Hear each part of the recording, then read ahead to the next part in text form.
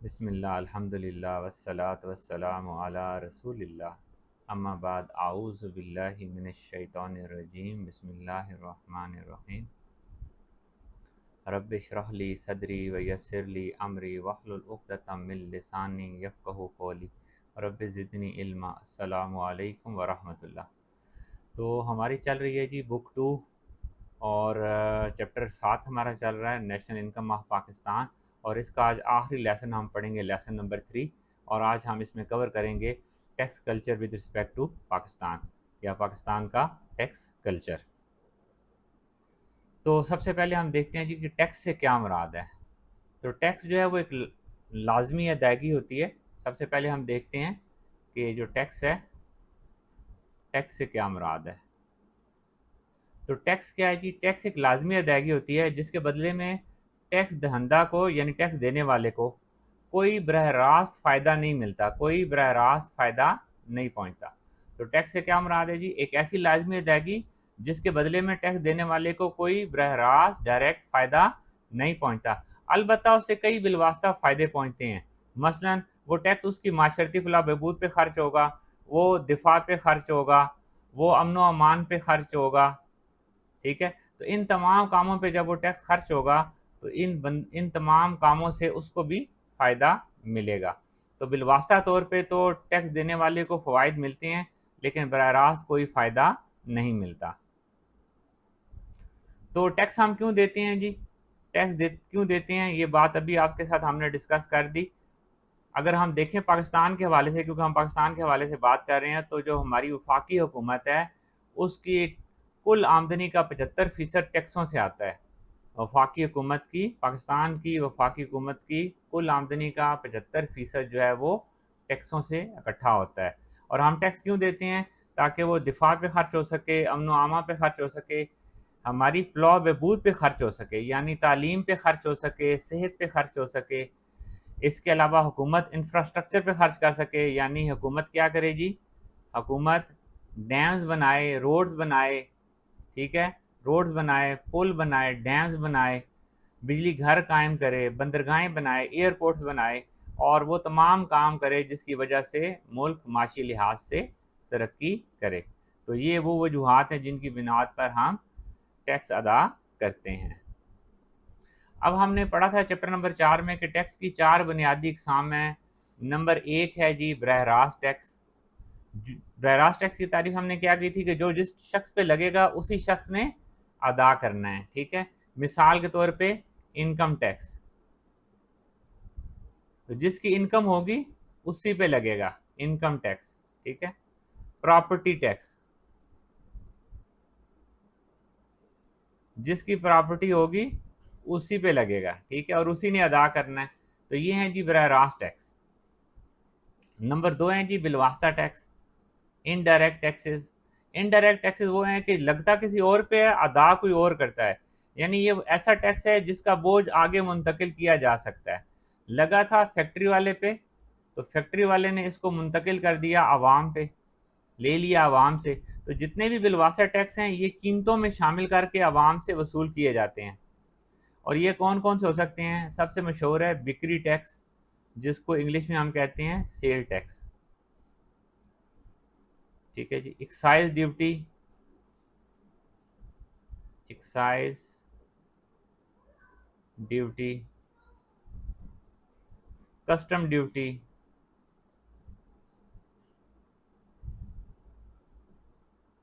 इन सब के बारे में हमने चैप्टर 4 में पढ़ लिया था। एक्साइज ड्यूटी क्या होती है जी? पाकिस्तान के अंदर जो कारखाने हैं, उन कारखानों के अंदर जो चीज़ें तैयार होती हैं उन पे जो टैक्स लगता है उसे कहते हैं एक्साइज ड्यूटी। और कस्टम ड्यूटी क्या होती है? जो चीज़ें हम दरामद या बरामद करते हैं, दरामद या बरामद करदा अशिया पे जो टैक्स लगता है वो कहलाता है कस्टम ड्यूटी। फिर अगली किस्म हमने पढ़ी थी मुतज़ायद टैक्स। मुतज़ायद टैक्स प्रोग्रेसिव टैक्स, यानी आमदनी बढ़ेगी, अगर आमदनी बढ़ेगी तो टैक्स रेट भी बढ़ जाएगा, टैक्स रेट भी बढ़ जाएगा। और अगर आमदनी में कमी वाक़या होगी तो टैक्स की शरह भी कम होगी। जो जो आमदनी बढ़ रही है वैसे वैसे टैक्स भी बढ़ रहा है। तो ये है जी मुतज़ायद टैक्स। तो पाकिस्तान में जो इनकम टैक्स है वो मुतज़ायद टैक्स है। जो इनकम टैक्स है वो क्या है? मुतज़ायद टैक्स है। जो जो लोगों की आमदनियाँ बढ़ती हैं वैसे वैसे उन पे टैक्स की शरह भी बढ़ती है। उसके बाद चौथी और आखिरी टाइप हमने पढ़ी थी जी, मुतनासिब टैक्स। मुतनासिब टैक्स वो टैक्स होता है कि आमदनी की हर सतह पर एक ही शरह से लागू रहता है। आमदनी चाहे बढ़े या कम हो, आमदनी चाहे बढ़े या कम हो, टैक्स रेट नहीं चेंज होता, टैक्स रेट फिक्स्ड रहता है। ठीक है जी, टैक्स रेट चेंज नहीं होता। तो ये था मुतनासिब टैक्स। अब अगला सवाल ये पैदा होता है कि टैक्सों का बेहतरीन निज़ाम कौन सा होगा? टैक्सों का बेहतरीन निज़ाम कौन सा होगा?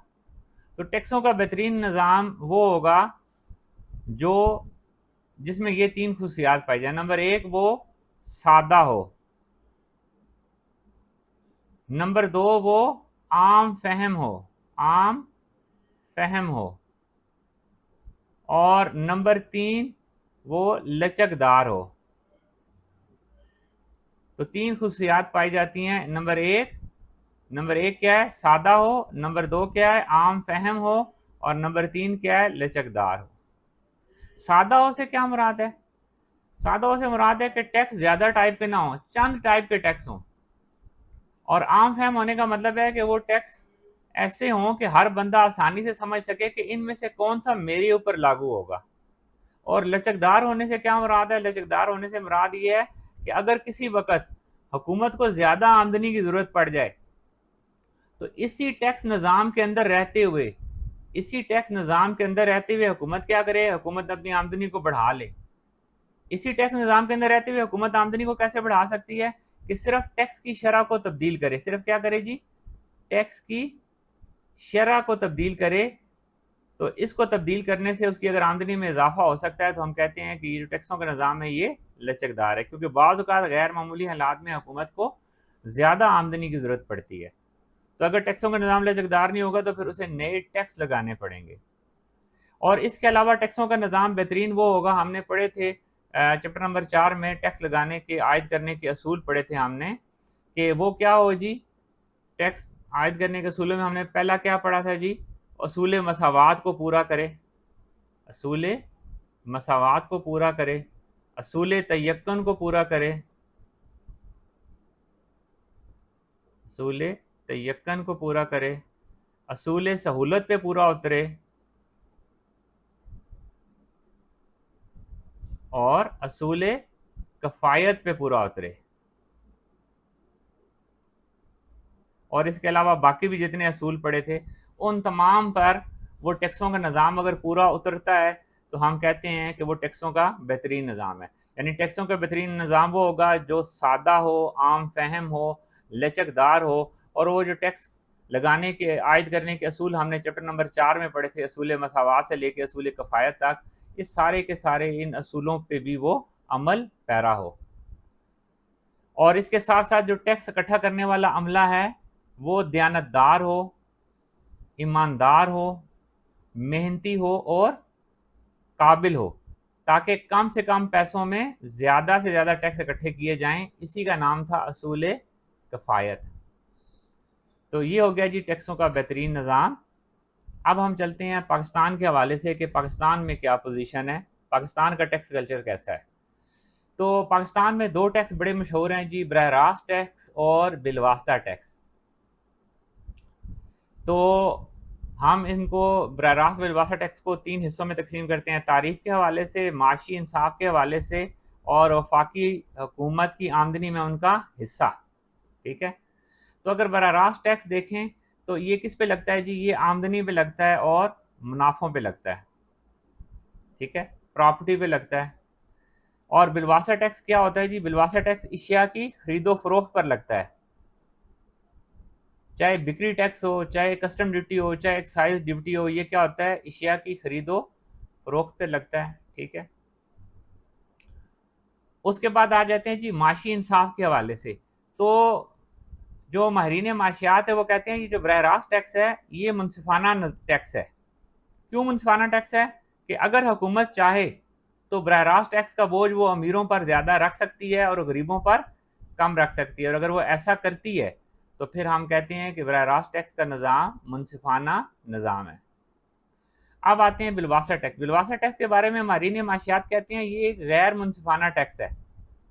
इस टैक्स के अंदर ये खूबी मौजूद नहीं है कि ये अमीरों पर ज़्यादा लगाया जाए और गरीबों पर कम लगाया जाए, ये खूबी इस टैक्स के अंदर मौजूद नहीं है। लिहाजा जब भी हुकूमत बिलवासा टैक्स लगाएगी तो उसका बोझ गरीबों पर ज़्यादा पड़ेगा, क्योंकि अमीरों की कुव्वत ख़रीद ज़्यादा होती है जबकि गरीबों की कुव्वत ख़रीद कम होती है। तो जब भी हुकूमत बिलवासा टैक्स लगाती है तो उसका ज़्यादातर बोझ जो है, बर्डन जो है, वो गरीब लोगों पर पड़ता है।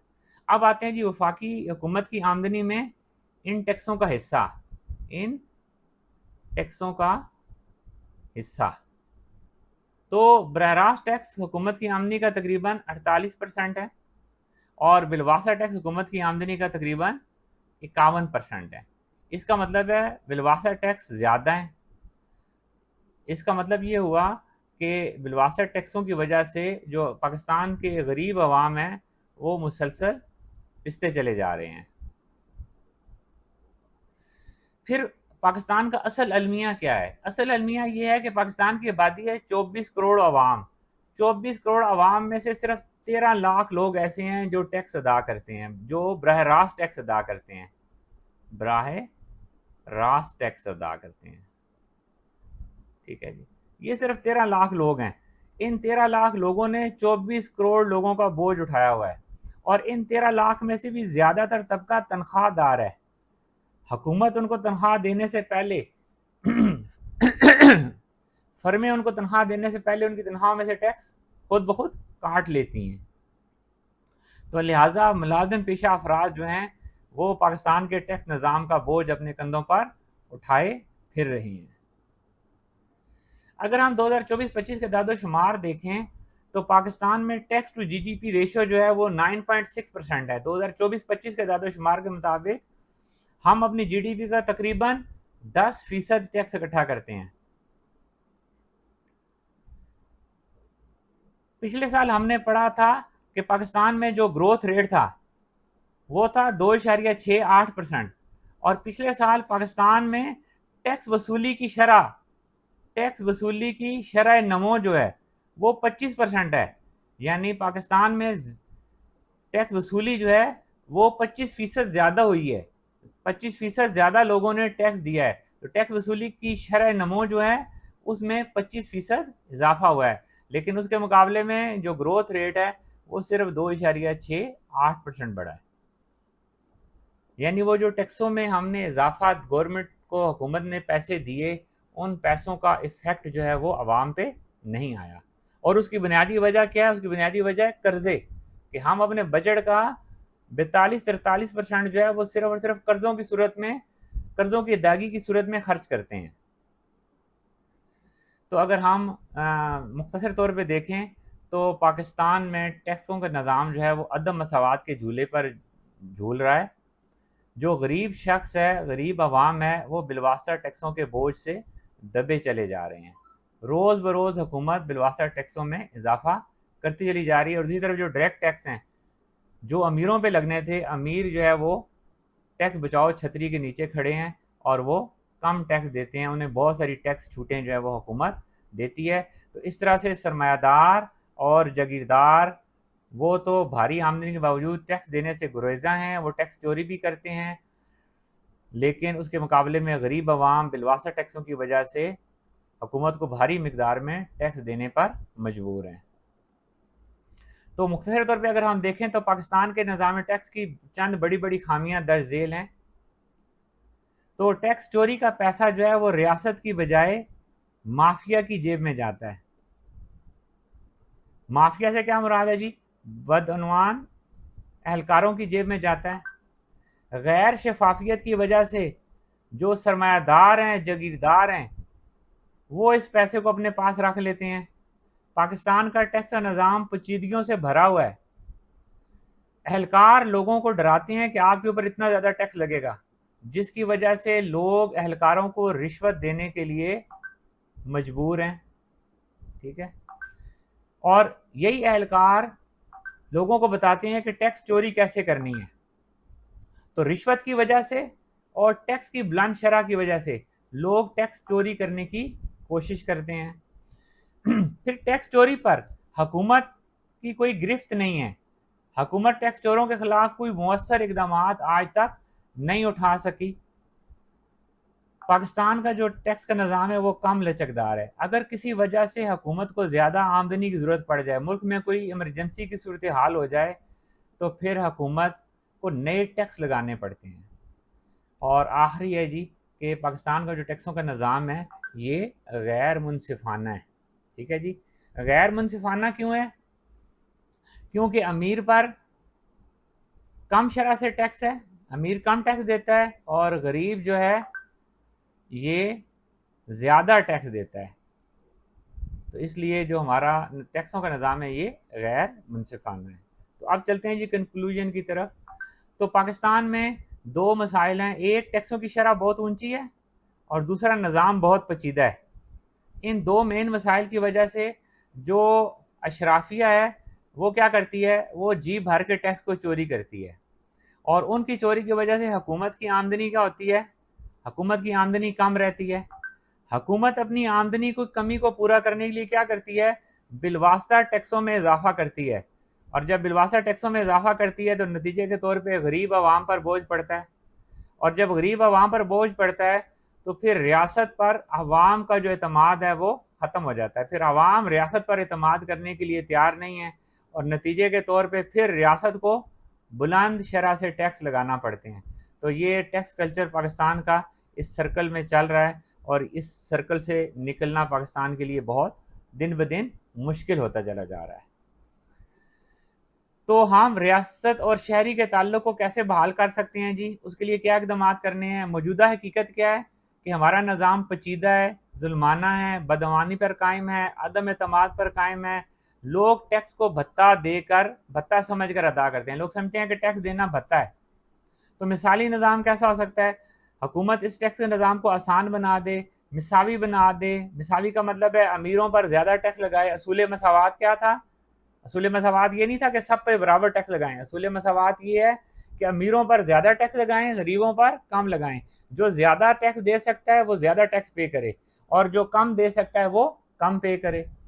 उसके अलावा हुकूमत शफाफ पॉलिसियाँ अपनी बनाए, रियासत की जानिब से लोगों की तालीम और सेहत की फराहमी का बंदोबस्त किया जाए, ताकि लोगों का रियासत पर एतमाद बहाल हो, और वो टैक्स को भत्ता देकर न भत्ते की सूरत में ना समझें कि टैक्स हमारे ऊपर एक भत्ता है, बल्कि वो टैक्स खुश दिली के साथ अदा करने के लिए तैयार हो जाएं। तो इस तरह से हुकूमत ये इंतज़ामात करके पाकिस्तान के टैक्स निज़ाम को अगर बेहतर बना दे तो फिर पाकिस्तान के अवाम खुशी खुशी टैक्स देने के लिए तैयार हो जाएंगे।